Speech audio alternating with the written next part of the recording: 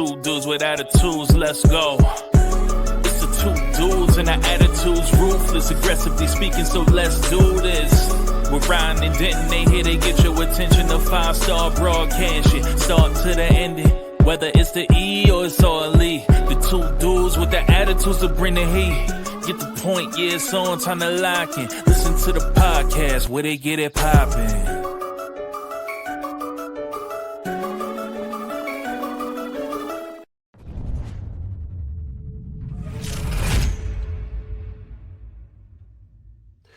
You are now listening to the podcast that gets it poppin'. Two dudes with attitudes, a wrestling podcast, which your boy Ryan enjoys wrestling and MWO. And yes, I stole that from Britt Baker and Britt Breaker. Call me if you want to talk about it. We can talk about disputing. We're all about stealing copyright stuff. So, and I would love to have a nice dinner conversation with you. But this is our AEW Fight Forever edition, where we're going to talk all things Collision and Dynamite. So, and we got some news too. But what's good, Ryan? How you doing over there in your snowy land? Yeah, we're hanging in there. We got one more day of this, and then it's all supposed to be melted, and then it's going to be in like the high 50s tomorrow. So, just weird. The weather is a lot like wrestling fans. It's so fickle.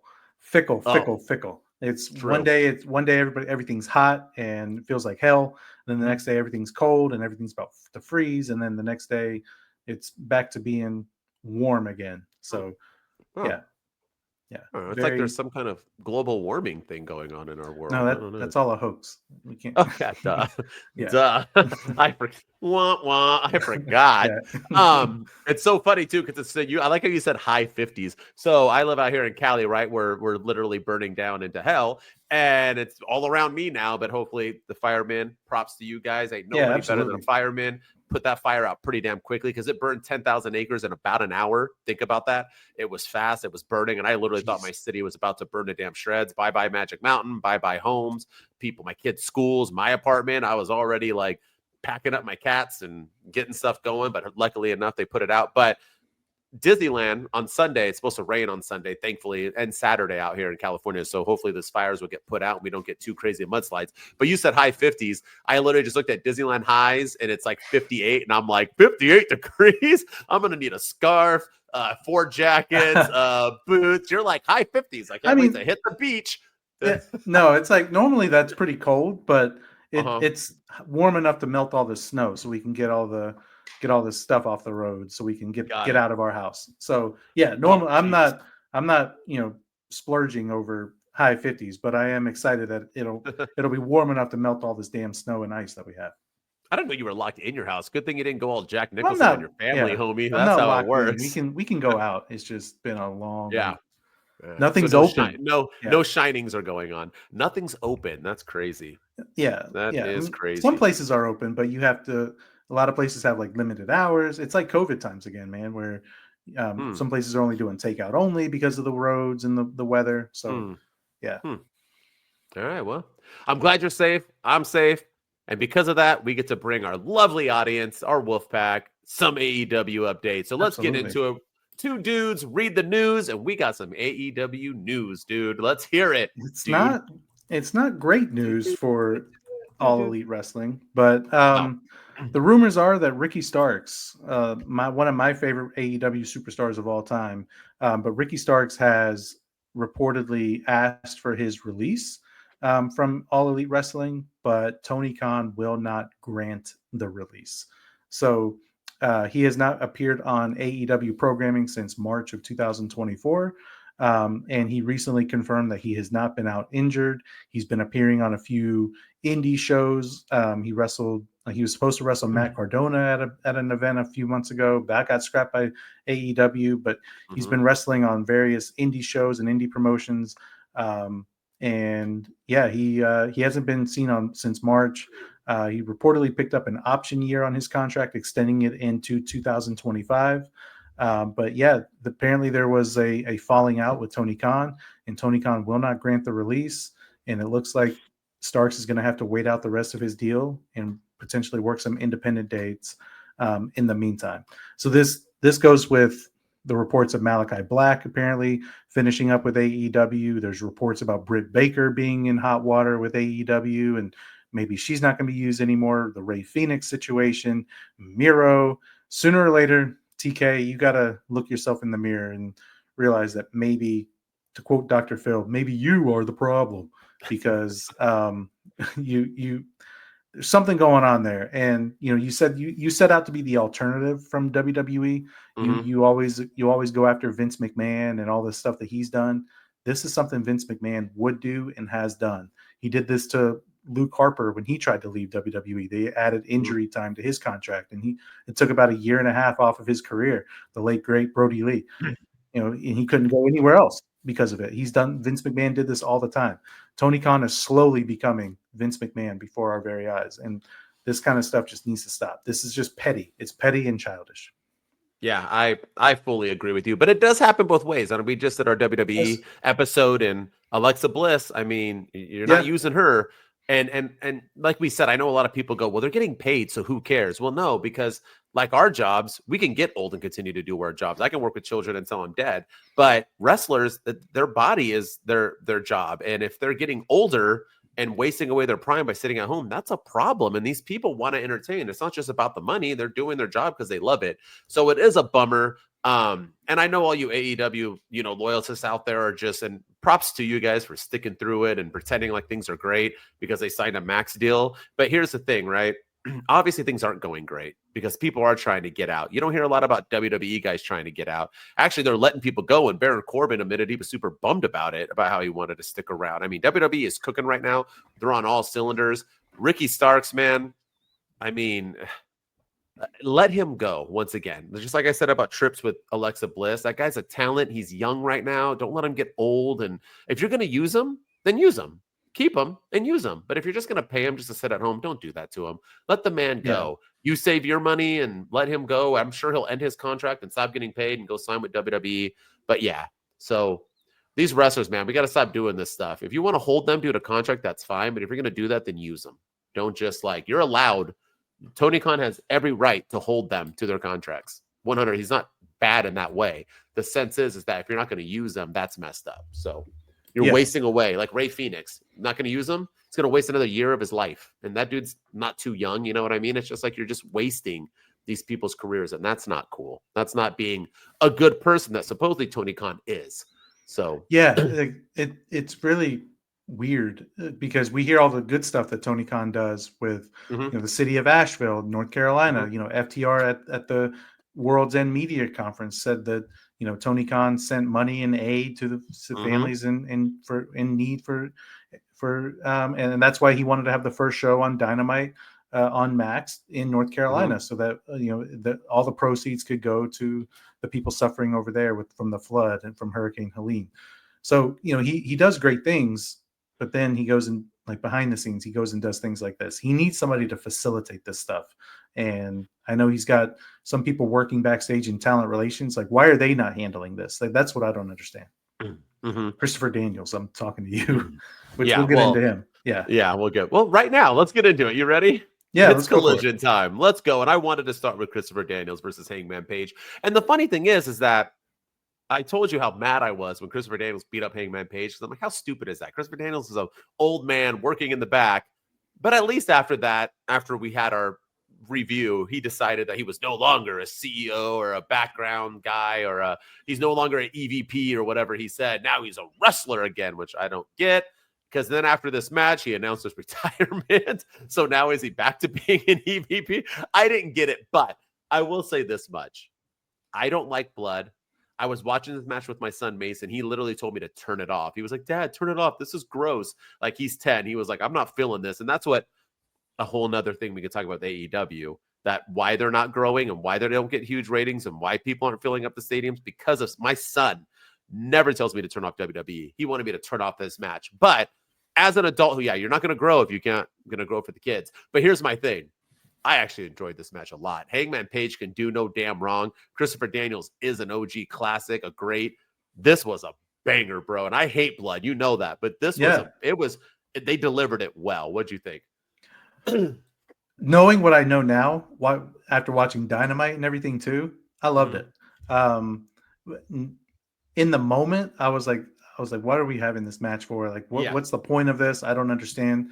Now, kudos to them for following up with the story from Collision and following up with it on Dynamite, which we'll get into when we talk Dynamite too. But it's just, yeah, like I liked the match. I thought the match was brutal. I thought it was hard hitting. Christopher Daniels, for being as old as he is, he hung in there and took some. He got some offense, and he took some brutal bumps. And I like that Hangman Page. He just is so deranged that he basically took Christopher Daniels' finisher, and is making it his own now. Yeah, everything about it, man. It's all about character and story. And in the moment when I watched it, I didn't like it. I was just like, this is kind of dumb, this whole rivalry. Like, I'm ready to be done with this. And now, after watching Dynamite, I liked it even more because it's probably going to lead to a character change for Hangman Adam Page, a little character arc. So, which I like, which I appreciate.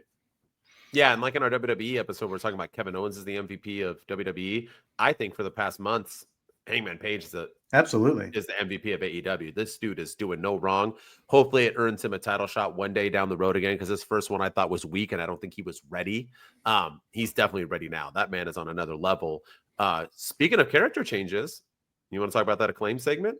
I'll let you start because I have my opinions, but what'd you think? I just want to, I'm not going to sway you either way. What did you think? And then I want to go with it. But so I had some mixed opinions on it. I liked the way that it was done because it wasn't the typical, I'm going to attack this person, I'm going to cost them the match, I'm going to do this. I like that it was done similar to what the New Day, what we thought we were getting with the New Day. They were yelling at each other backstage. So they were like, okay, we're going to settle this in the ring. They brought Billy Gunn out.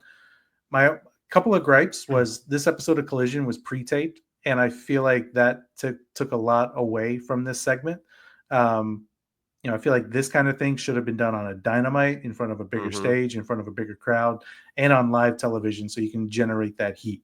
Now, I'm not saying they're piping in any heat or anything, any booze. I don't know if they were or not, but when you pre-tape something on a Thursday and you air it on Saturday, you can edit, you can change things, you can add stuff in.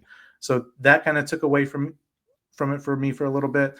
But I like that Max Caster is he's changing his character, the greatest wrestler alive. Like, now's his chance to prove it. Anthony Bowens, I think he has the potential to be a bigger star than Max Caster. I really like what Anthony Bowens, and apparently he just he got trademarked the pride of pro wrestling. So I guess that's going to be his gimmick. And we have the greatest wrestler alive. I love what they're doing how they got Billy Gunn involved. I like this whole segment. I have some gripes, but we'll talk about it when we get to Dynamite. Okay. So I agree with you. It should have been on Dynamite. The Acclaimed is the biggest tag team in all of AEW history. Ever. Bigger than the Young Bucks. And you have them break up on a Collision. I love the segment. I thought it was clunky. I thought there was a lot of like weirdness, pauses, a lot of awkward pauses, delays. Yeah, like they didn't know what. Once again, you can't always have these guys go off just script all the time. Even when Gunn came out, it was a little weird. The fact that Caster like awkwardly was like, "You choose between me or Billy Gunn." Like, obviously, he's gonna. You guys are fighting. I also the fact that Bowens is like he lost it because of the fact that he calls himself the best wrestler alive. Like, that's what set you. He's been calling himself that forever. Like, why is that pissing you off? There should have been a Shawn Michaels moment. I think Max Caster or Bowen should have been, Marty Jannetty in a sense, where he got super kicked, what Max Caster does, elbow dropped and beat up Billy. Maybe we're getting there, but it seems like this was the official breakup. I don't know. But with that said, Max Caster pulling out his like proof that he's the best wrestler alive, like he had it like copyrighted or whatever, was freaking he was showing it, but that was even clunky because he showed it forever, and it's like the camera and Bowens didn't react to it, and then they reacted late. He had to hold it up for like 4 minutes, but it was super great. The pride of wrestling, I like this. Is he gonna be like all rainbowed out? Because I'm all about that. Apparently, I'm excited to see. He's gonna have it's gonna be like a gay superhero logo with a rainbow flag. So I'm all for it, man. I think like I said, awesome. I think he could really break out. So I think this could help both guys, Max Caster and Anthony Bowens, and they can always get back together in the future too. I mean, 100%. Tag teams never break up.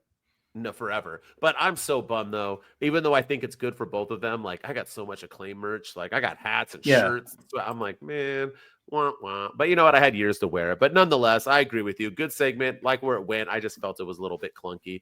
Speaking of clunky, I know you want to talk about it. Let's close out Collision with the Do we have to? 12-man tag team. What the 12-man? What the Yeah. hell are we doing here? Why do Oh we? my God. So Do we have to talk stupid. about this? This is I mean, at least let's bring up the fact that the Death Riders, whose main objective is to burn AEW to the ground, decided to team up with the Learning Tree. Are they not part of the AEW? Or I'm confused on why the Death Riders would team with them. I don't get it. And then the whole Death Riders.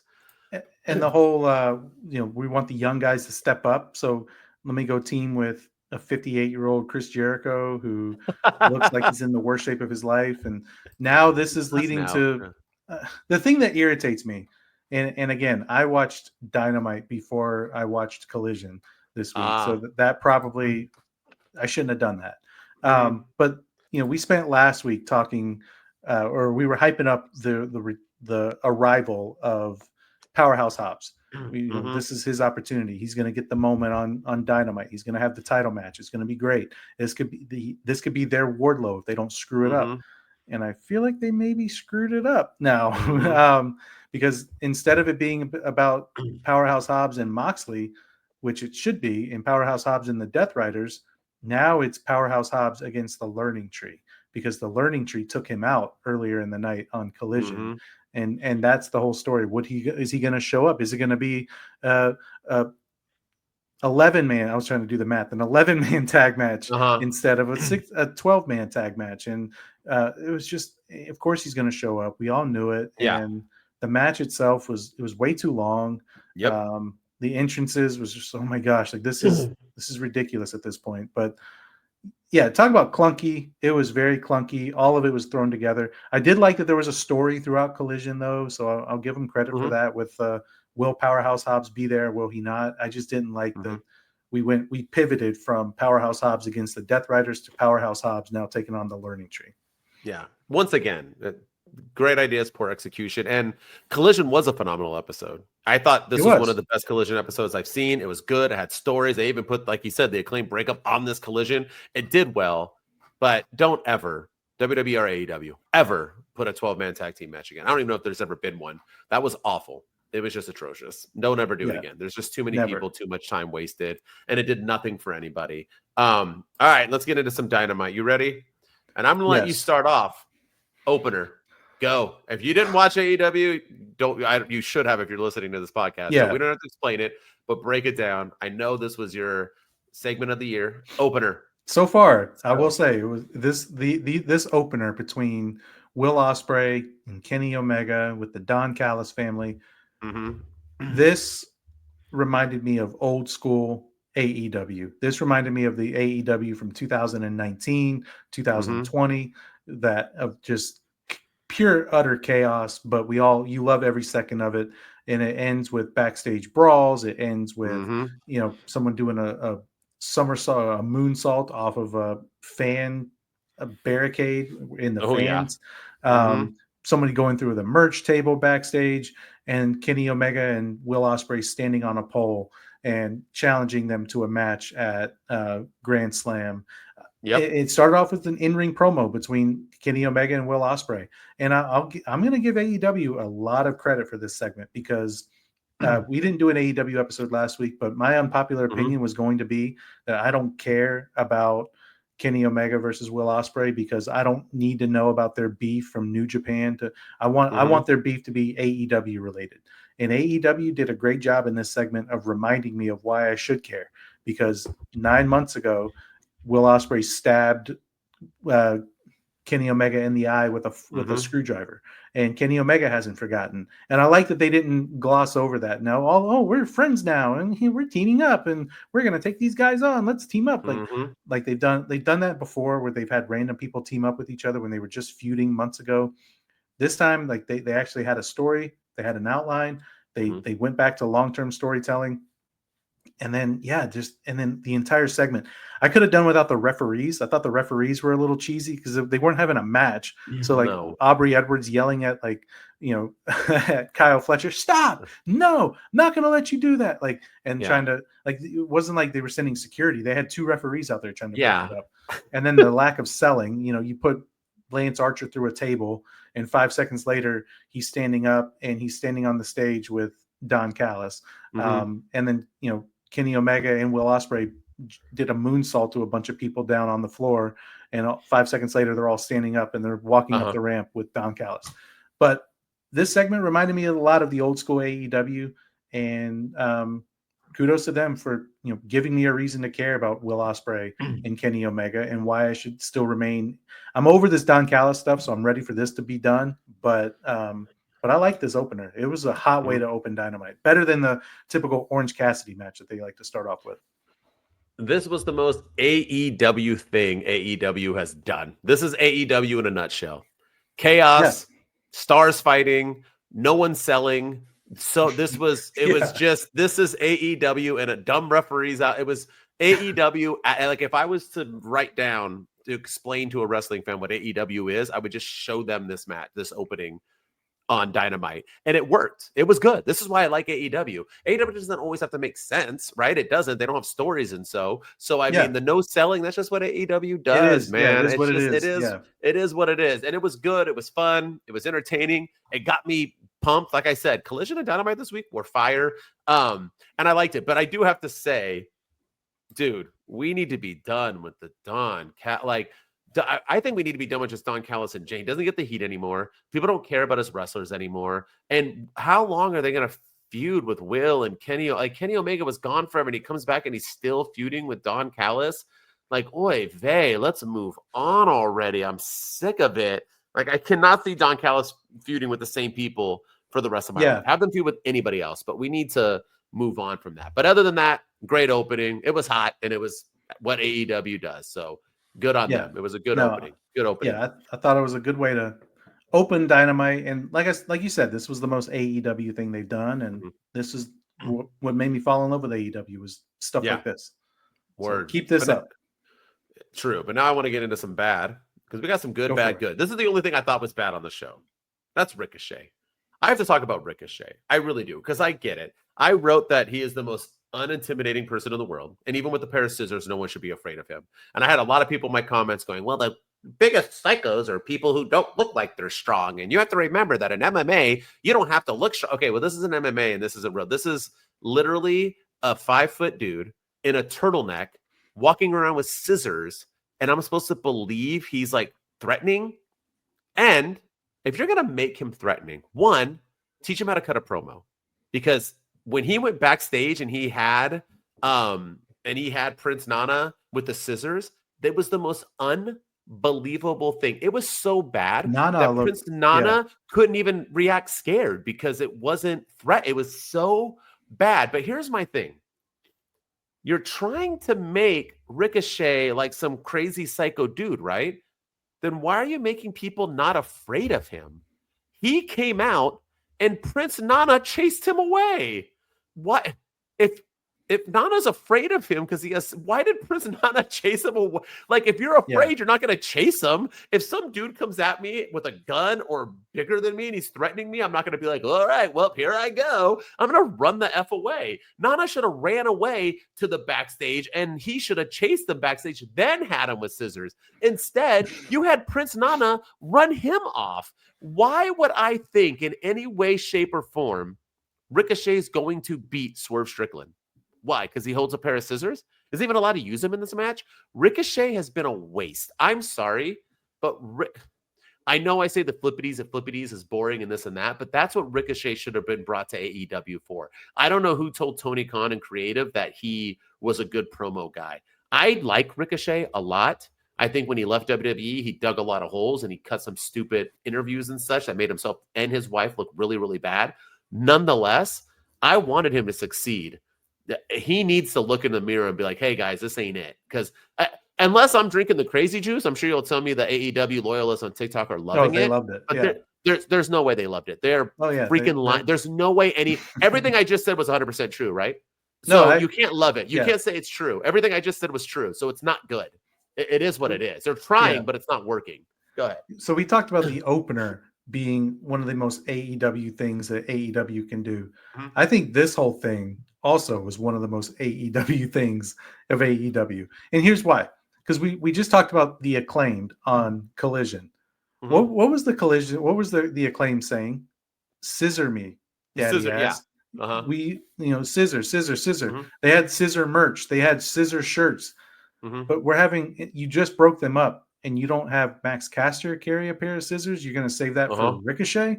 Ricochet's going to carry why? Like that really bugged me. I don't know why, but it was just like little things like that just really annoyed the piss out of me in AEW. When now Ricochet's the scissor guy, and we're never going to get Max Caster attacking Anthony Bowens with scissors. When that would have made more sense than what Ricochet's doing. So I didn't like this. I thought the acting on this was horrible. I think horrible. Prince Nana, like we're not giving him any Academy Awards anytime soon because he did not look scared at all. He looked more just like dejected, like he didn't want to be there.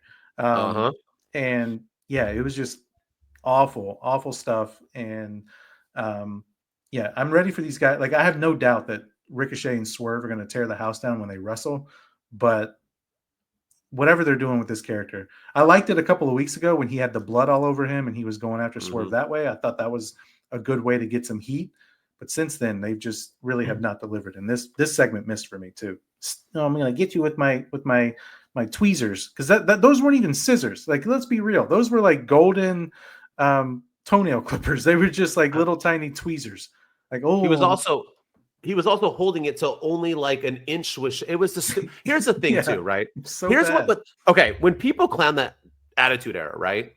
They go to the women, right? How they were mistreated, sure. But if you get rid of that, the dumbest parts of the Attitude Era was things like this, like the Undertaker sacrificing Stephanie McMahon and Mideon and so on, like Val Venus getting his wiener chopped off, Brian Pillman shooting Stone Cold, and like Mark Henry like having stupid the hand baby. like stupid over the exactly. So how are you going to tell me this is what was he going to do? Was he afraid that he was going to cut his throat? Like, is that like, this is wrestling, people. Like, what the are we doing here? Like, is Ricochet really gonna like die? Like, is he gonna Squid Game to him? Like, no. What are we? It's so stupid. Like, what is the point? Stop. It's stupid. It is stupid. And I'm gonna make a TikTok about it. And I want AEW people to try to convince me on how it's not, because you can't. The only thing you're gonna say is that I love AEW, so they can't do any wrong. It's okay to admit when shit sucks. This sucks. And this was the only thing that sucked on Dynamite. And Ricochet sucks right now. I'm sorry. They need to get rid of it. He's just like Mercedes Moné. You can keep throwing them down our throats. They're not working. It is what it is, man. Did Ricochet get a lot of boos and hoots and oh no, that's right. He came out to freaking silence because nobody cares. Nobody cares. All right, let's get into something that people do care about. Tag team titles changed hands. Some people are upset about it, but everybody thinks it's for the good. What do you think? Hurt Syndicate, Bobby Lashley, Shelton Benjamin, tag team champs. I think it's 100% the right decision. I think that, Private Party had a horrible reign as tag team champions. I like Private Party. I think they're a damn good team and they're entertaining as hell to watch in the ring. But that their reign was not good. They ended the reign of the Young Bucks, and then what? And that's what kind of bugs me. It's like, did they not have a plan for them? Did they just have a plan for them to end the reign? Were they not even supposed to be the ones that ended the reign of the Bucks and they changed it at the last minute? I don't really know.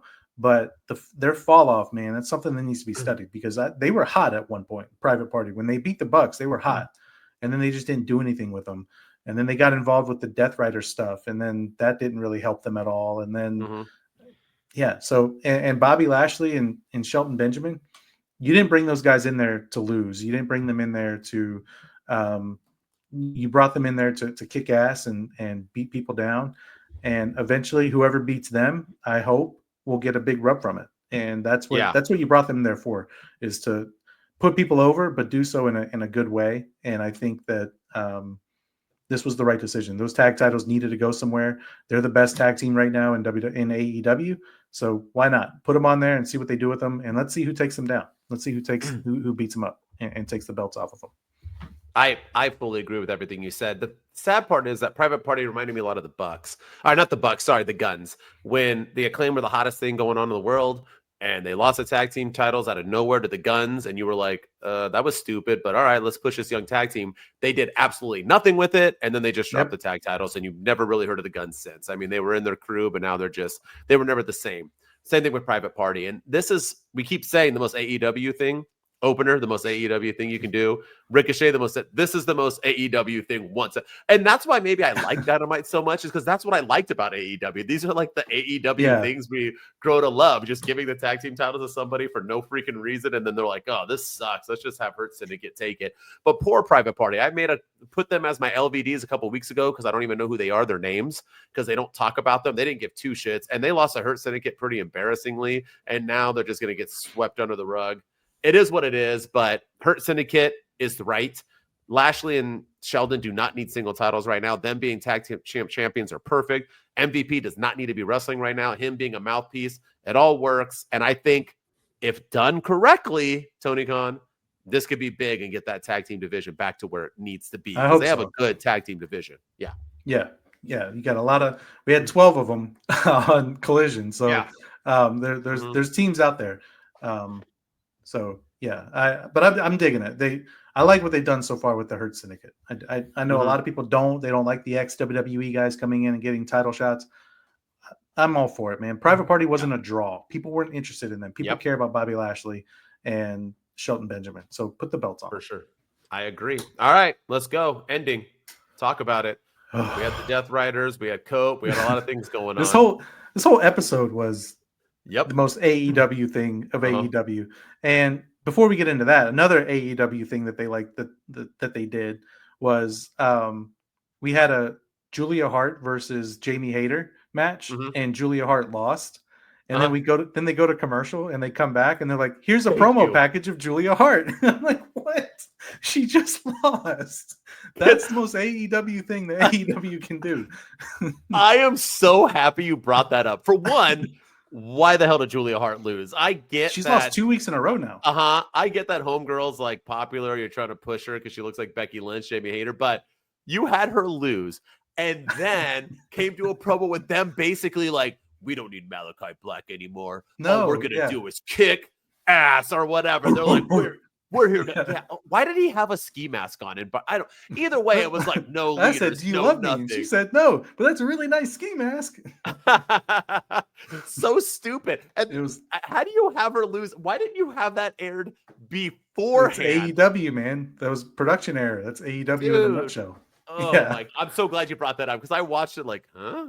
I was like, okay. But and you know for sure Malachi Black is gone. But all right, so okay. But anyway, let's get into it. This, if you didn't think that was the most AEW thing ever, let's end Dynamite for the 17th straight week in a row of the Death Riders choking out somebody in AEW, whether it's Darby Allin, whether it's Rock and Roll Express or Chuck Taylor or whoever else. Now, for the last 3 weeks in a row, it has been Adam Copeland, and it's wash, rinse, repeat, same thing over and over and over again. I don't understand it. I don't get it. I don't understand what they're doing. I know it's leading, but it's just the Death Riders is going. There's no direction with the Death Riders, none whatsoever. Adam Copeland and Pac was a fun match. It was a great main event. Of course, Adam Copeland got the win, but then afterwards, man, like just same stuff, different day. SSDD, just same shit, different day, and Death Riders stand tall. And then the show just ends. It just ended abruptly, and I didn't understand it. I mean, at least the Death Riders got back to doing what they were doing after teaming up with the Learning Tree. Because I was like, oh, these guys are dead. I made a TikTok about it, and then all of a sudden, no, they're back. And then no, they're not dead. That was just like a random thing. At least they were back. But yes, I was so into the Death Riders. I was so hyped about them. I thought it was cool to have like an NWO type of crew and AEW here to take over. They've lost that. They tried to get it back.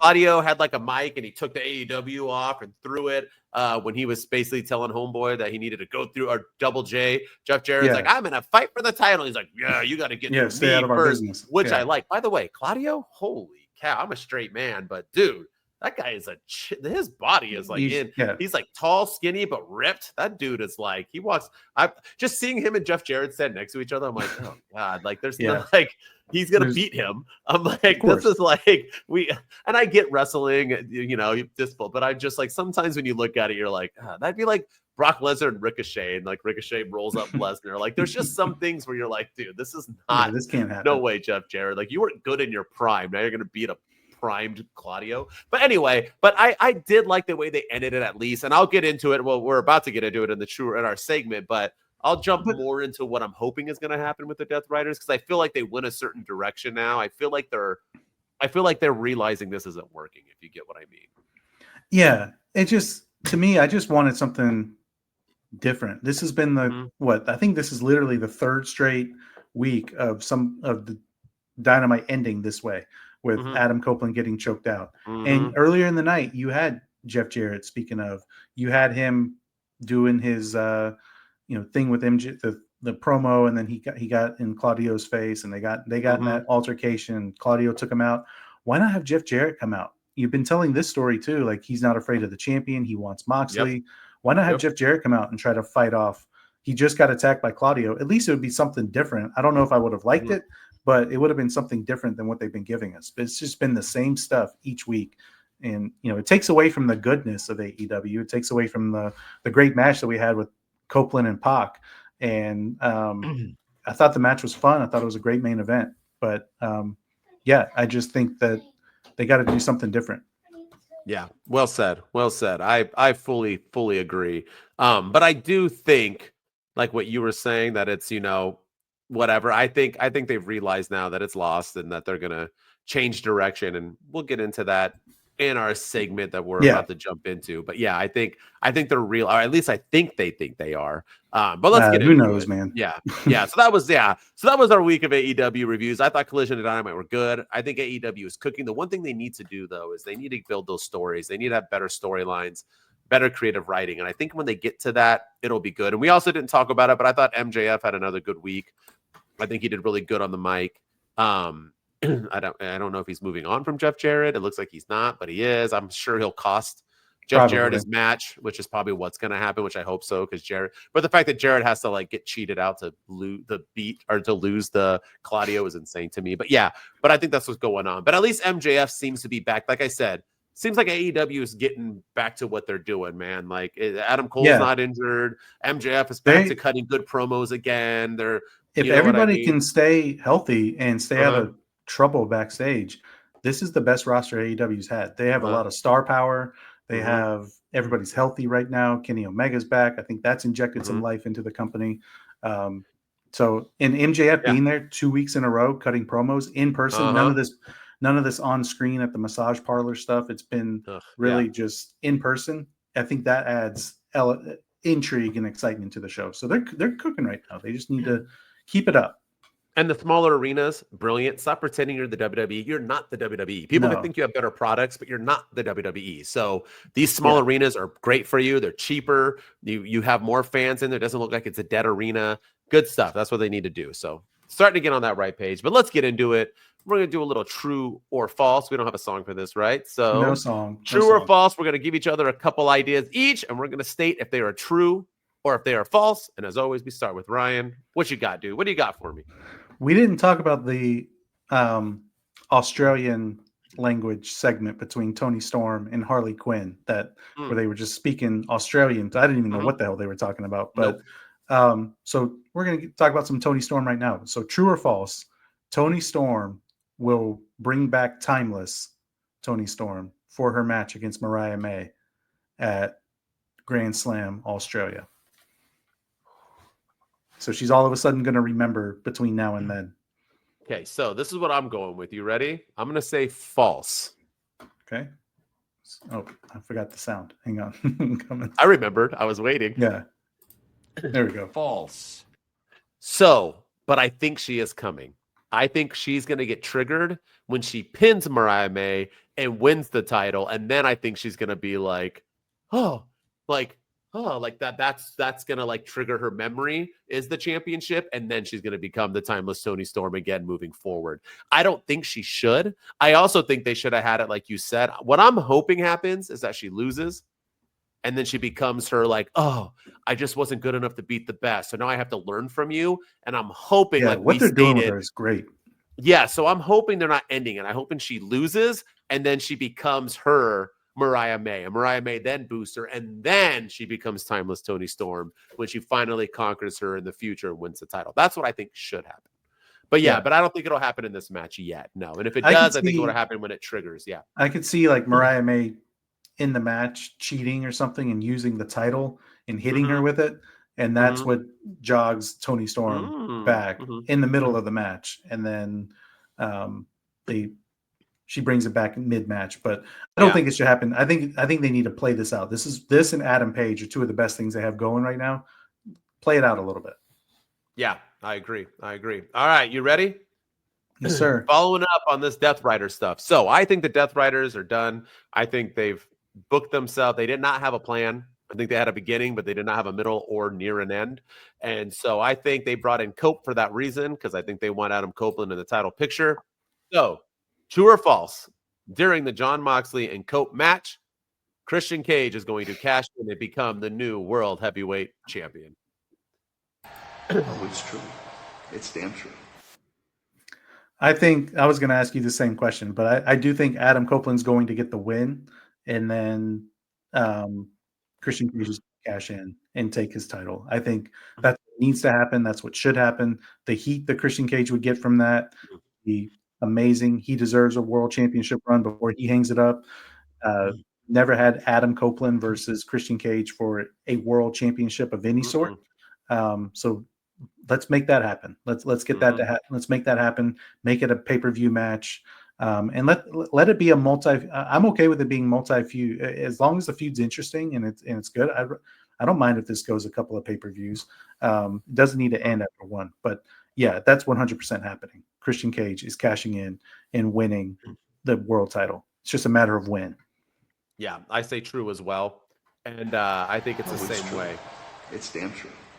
I think AEW is starting to cook right now. They're starting to figure themselves out. And Christian Cage and Adam Copeland fighting for the championship or Cope is the best thing going for them. They need a big name. They don't have a Punk anymore. They need Adam Cole's lost luster from his booking, and MJF isn't there to be the champion at the moment. I think he'll get there. I think this is the perfect thing to do to boost ratings, to get people watching again. People love Edge. I know he has a different name, but they know who he is. And I think, like you said, Cope winning that and having a huge moment, something he wanted when he came back to WWE and they wouldn't give it to him.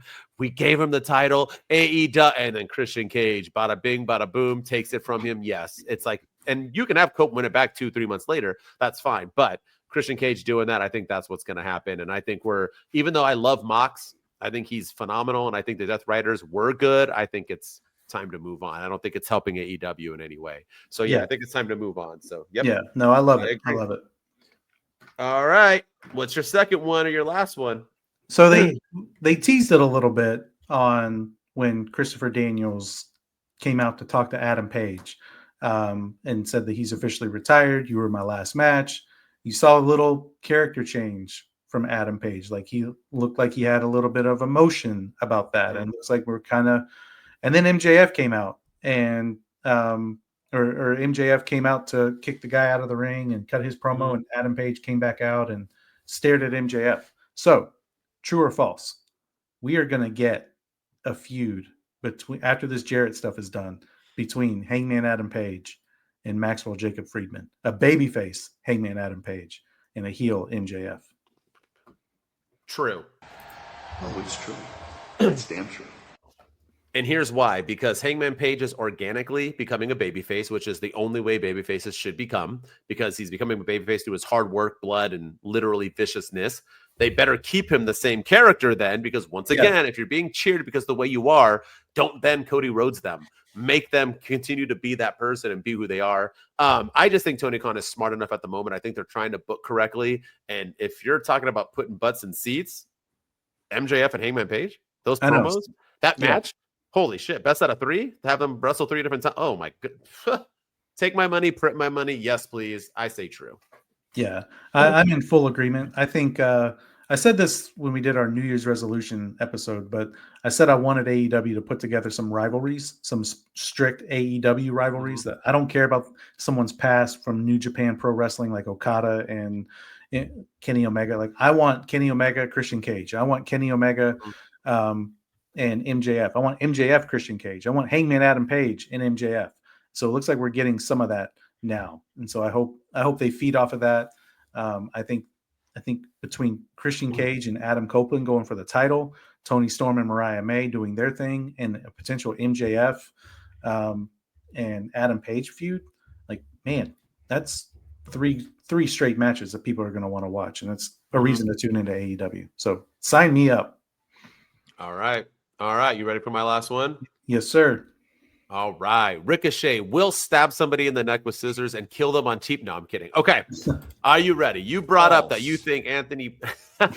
So you brought up that you think Anthony Bowens will have a great career and better than Max Caster, which I don't agree with. But with that said, do you think Max Caster will have a successful solo career? Oh, it's true. It's Yeah. true.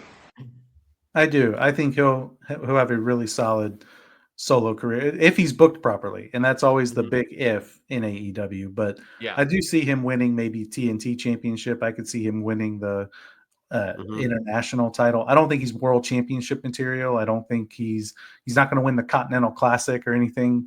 But I could see him having some mid card. I could see him and Daniel Garcia would be a fun little feud. I think. I think him and Okada could be fun to watch. I think, but yeah, so I think it's going to hurt the tag division losing the Acclaimed, but I think it's going to help both. I think both of them are going to have great singles careers. I agree.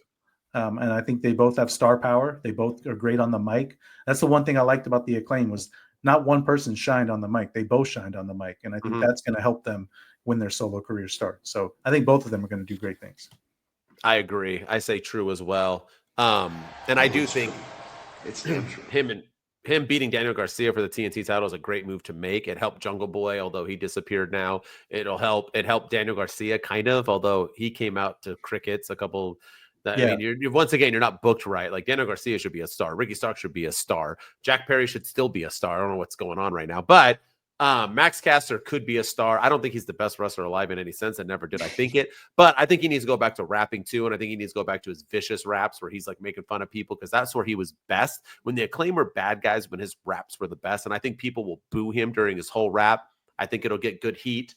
And it's a lot easier, man. Yeah. When tag team partners break up, the heel is always the one who has the better career, not the baby face. It's hard to be a baby face, but I think like you said with Anthony Bowens, like pride gimmick, I think that'll work. And the AEW fan base is like liberal city. They're going to eat that stuff up. So I think it'll be good. Yeah, but I think true. I think Max Caster will be a star. Yeah, at least, and he's an AEW true. He don't want anything to do with WWE. So yeah. And so is Bowens. And I think that's the other thing too, is they're both AEW originals. They were there from day one ish. So push them to the moon, because right now the AEW is getting a lot of flack for having the WWE guys come in, and they're getting 57-year-olds in the main event, and the average age of the AEW champions is 42 years. I mean, I'm making all these up, but that's what I'm seeing on the internet discourse. So yeah, push Anthony Bowens and Max Caster to AEW originals and give us a reason to be invested in them. I agree. Well said. All right.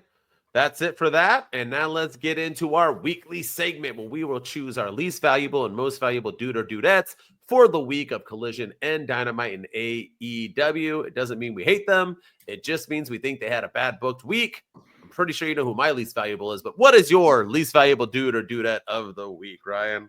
Mine is the Death Riders. The entire faction. I mean, they just same wash, rinse, repeat, same stuff, different week. We still don't really know the reason why they're doing what they're doing. Originally, it was to push the younger guys, but now they're teaming with Chris Jericho, and now they're feuding with Adam Copeland. And if FTR got tight, a lot of the execution of it is stupid. Like, you didn't take out Rock and Roll Express 2 weeks ago, so now you take him out this week on backstage on Dynamite. You tied up FTR with duct tape, of all things, duct tape, so they could easily get out. It was just very strange how they're like holding people hostage and then like walking away from them so they can go out to the ring and beat up other people. It's just very like, I don't think this is what the group envisioned. I think there was a Shane McMahon thing that they wanted, and that fell through. So now they're just kind of going week by week. But I don't know what's going on with it. But I'm ready for them to. I don't want them to break up because I'm still kind of digging it. But I want them to have a direction and have a reason why. Right now, I don't know what their why is, so I don't care. Good. Well said. And I think they did. Remember, they brought up that higher power for 2 weeks, then it just stopped. Yeah. And there was no more higher power. So, yeah. Good pick. Mine is Ricochet and his scissors. I don't even have to talk about it anymore. I already did. You know how I feel about Ricochet and his Daddy scissors. Swerve. Yeah. Yeah, right. Right. I mean, unless he kills somebody backstage, stop with the scissors. All right. You ready? Yeah. Let's get into our most. Let's end it on a positive. And I think this go a lot of ways. There was a lot of positives this week in AEW. Most valuable dude or dudette. Who do you got, Ryan? I'm going Will Ospreay and Kenny Omega for that hot opener in Well AEW on Dynamite. I thought we talked about it. This is the reason why we fell in love with AEW. Just one of the cool way to open the show. Something different than what they usually give us. It's usually a match or that goes 5 commercial breaks, or it's a promo segment. But this was a promo segment and a backstage brawl combined with another promo segment all in one. And I thought it was done well. It was clunky at times. They played Kenny Omega's music a little too early. That's why he said, and now you can play my music because I'm afraid of heights. But it was a good way to open the show. It caused the show to open up hot and off to a good start. And I think both of those guys did their thing. So Will Ospreay and Kenny Omega. Yeah, well said. My most valuable dude is actually dudes, and that is the Hurt Syndicate. They won the tag team titles. They did it very quickly. They looked good doing it. They whooped up on Private Party, took names, and bounced out. Really, really good stuff. So my thing is the Hurt Syndicate. They got to be it. Only title changes that happened. I mean, it could have went to a lot of people, but I had to go with the Hurt Syndicate. And I'm hoping they will revive that tag team division because it used to be bomb in AEW. So hopefully they bring it back. Yeah. Both companies, AEW and WWE, their weakest divisions right now are the tag team. And Bobby Lashley and Shelton Benjamin, I think that's a good solid tag team to have to kind of build things back up. Yeah, agreed. All right. That's our AEW week. We did it. No more missing AEW, especially because it's hot right now. We got it back. We did our episode. And thank you for tuning in. As always, subscribe to us, follow us, like us, comment us. It helps us out. And if you're listening to us, give us that 5-star review, please. Tell us why we're great. Also, if you just want to listen to me, and please, because I don't get views and I got to get big on this thing, so please cheat that algorithm and start looking me up. It's at my_wrestling_opinion on all social medias, all of them, my friends, every single one of them. And with me, as always, is Ryan Enjoys Wrestling. Go follow me on all the social platforms. Go follow us on TikTok at 2 Dudes with Attitudes. Go follow us on X at 2 Dudes PC. When we go live again, we'll be on Twitch at 2 Dudes_with Attitudes. And we're on Instagram now, or work in progress with Instagram. We're getting there. But go follow us on all the social platforms. And like he said, go leave us a 5-star rating and review. Do your thing and tell everyone about your favorite 2 dudes on the internet. 2 Dudes Wolfpack. We out. It's the 2 dudes and our attitudes ruthless, aggressively speaking. So let's do this. We're Ryan and Denton, they here to get your attention. The 5-star broadcast shit, start to the ending. Whether it's the E or it's all E, the 2 dudes with the attitudes that bring the heat. Get the point, yeah, it's on, time to lock in. Listen to the podcast where they get it poppin'.